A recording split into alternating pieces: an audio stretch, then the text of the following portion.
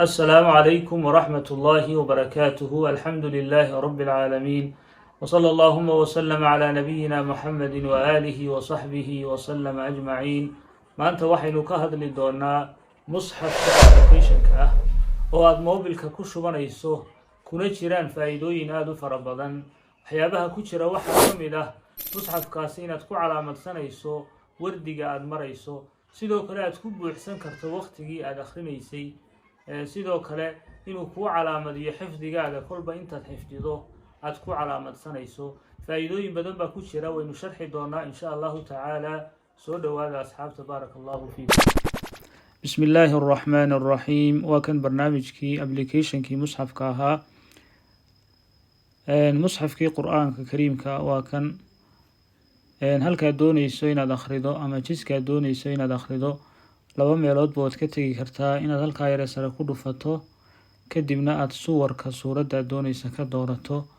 haddaad juz doonaysana halka dhexe al-ajzaa ku qorantay baad ku dhufanaysaa. jizka doonayso ayaa tagaysaa.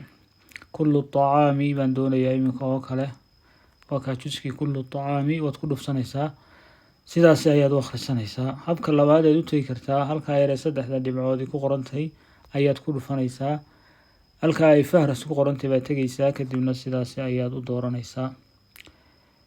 haddaba waxaynu tegaynaa halkii dhexe ee barnaamijka. halkaasaad ku dhufanaysaa. waxaa kuu soo baxaya shaashadaasi ayaa kuu soo baxaysa. haddaba halka u sarreysa haddaynu eegno waxa ku qoran al-aayatu alatii tabxathu canha, waa aayadda aad rabto ama aad baadhayso. tusaale ahaan sayaquulu sufahaau oo kale, sayaquulu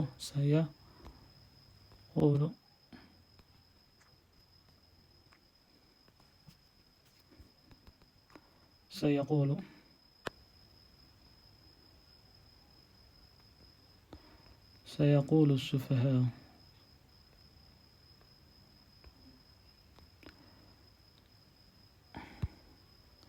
سيقول السفهاء من الناس. وان كسي دلو فنيا مركا آيادي iyo tafsiirkeedii buu ii soo dhigayaa. halkaasi waa markaad rabto inaad aayad baadho. halkan labaad saddexdan option ayaa iyaguna runtii aada u muhiima: faasilatu tilaawa iyo faasilatu lxifdi iyo faasilatu lmuraajaca. waxa weeyaan kitaabka qur-aanka ah waxa uu leeyahay xadhig yar oo loogu talagalay qofku inuu ku calaamadsado halkuu marayo. marka waa xadhigiioo kale. marka waa saddex xadhig oo midba aad meesha doonayso aad ku calaamadsan karto. ka u horeeya waa faasilatu tilaawa, waa calaamadii qur-aan akhriska, yacnii qur-aankii aad akhrinaysay ama wardi baad akhrinaysay, kadibna meel ayaa waxbaa kaasoo dhex galay ama hawl baa kugu timid.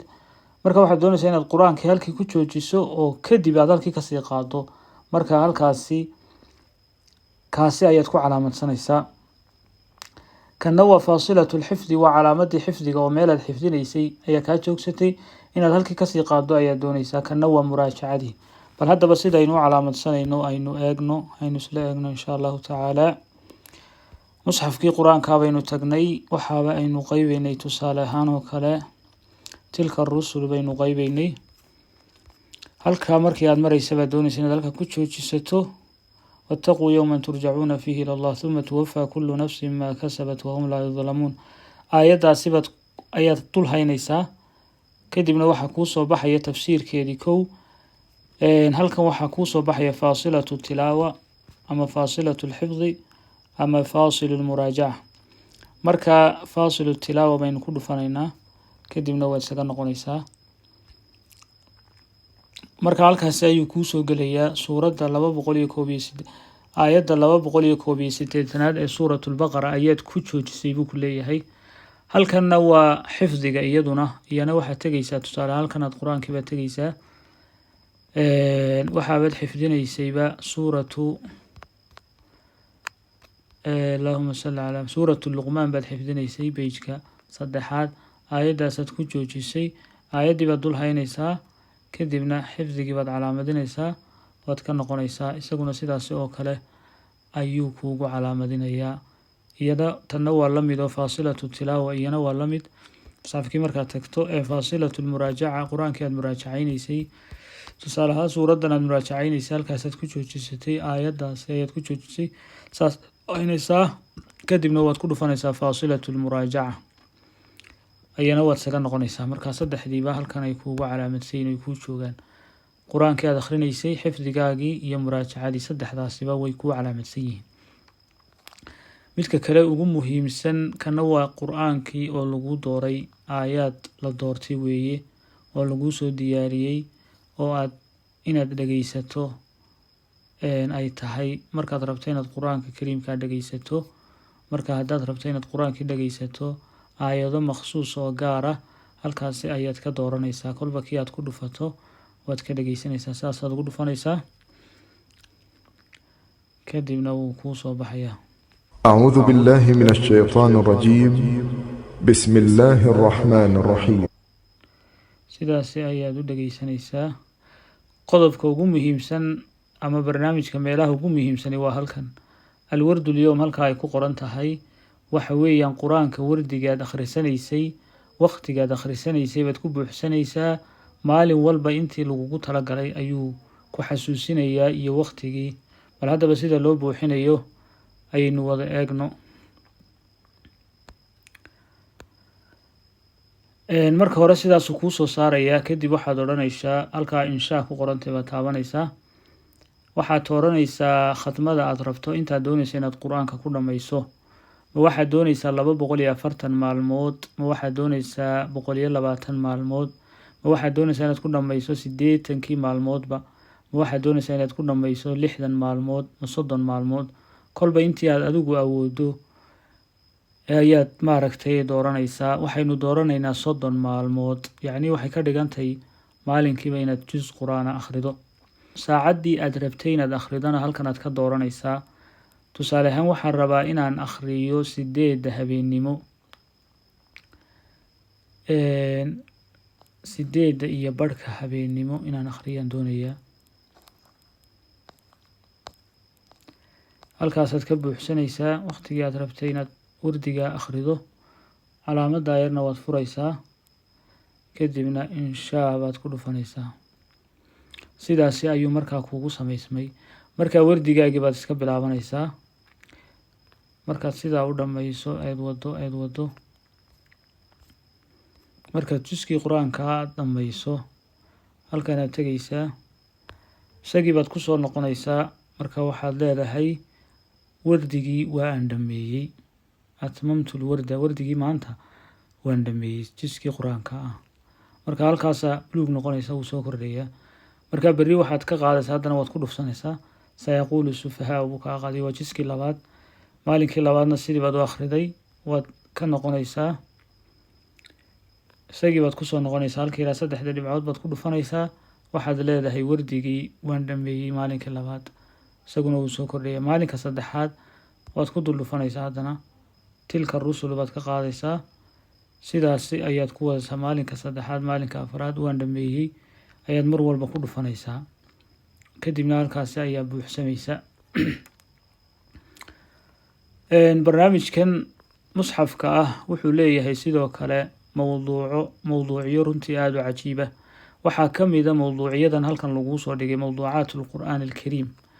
marka qofka doonaya inuu baxsiyo baadho wax ama uu maaragtay nusuusta soo saaro, wax diyaarinaya, halkan ayuu si fudud uga helayaa. tusaale ahaan wuxuu rabaa inuu caqiidada ka hadlo, caqiidadii ayuu kuu soo dhigayaa. iimaanka allah subxaanahu watacaala, iimaanka islaamka. marka allah baad ku dhufanaysaa. altawxiid alasmaa wasifaat, altawxiid arububiya, towxiid arububiya baynu ku dhufanaynaa.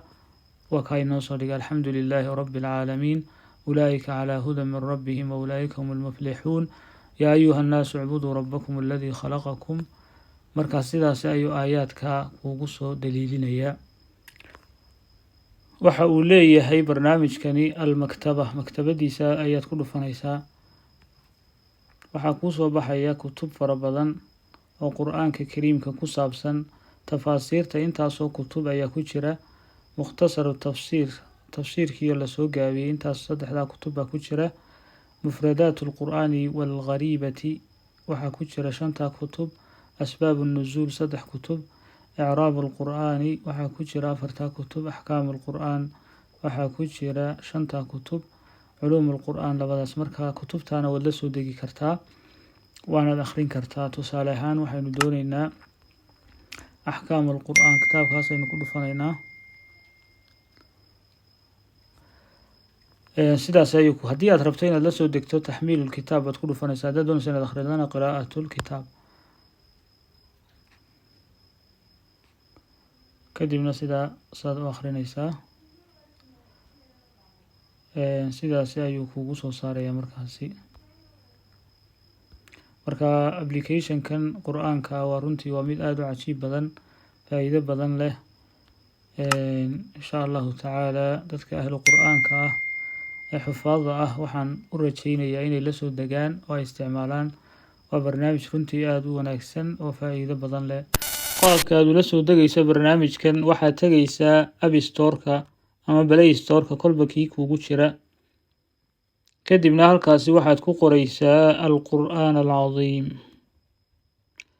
alqur'aan alcadiim.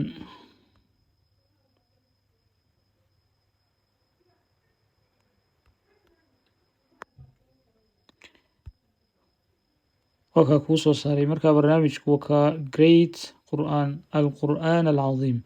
aniga wuu ii soo dejisan yahay, adigu laakiin halkaa wuxuu kuu soo qorayaa la soo deg. markaasaad la soo degaysaa. sidaas ayuu kuugu furayaa oo aad ku isticmaaleysaa barnaamijka. wasalaamu calaykum waraxmat ullaahi wabarakaatuh.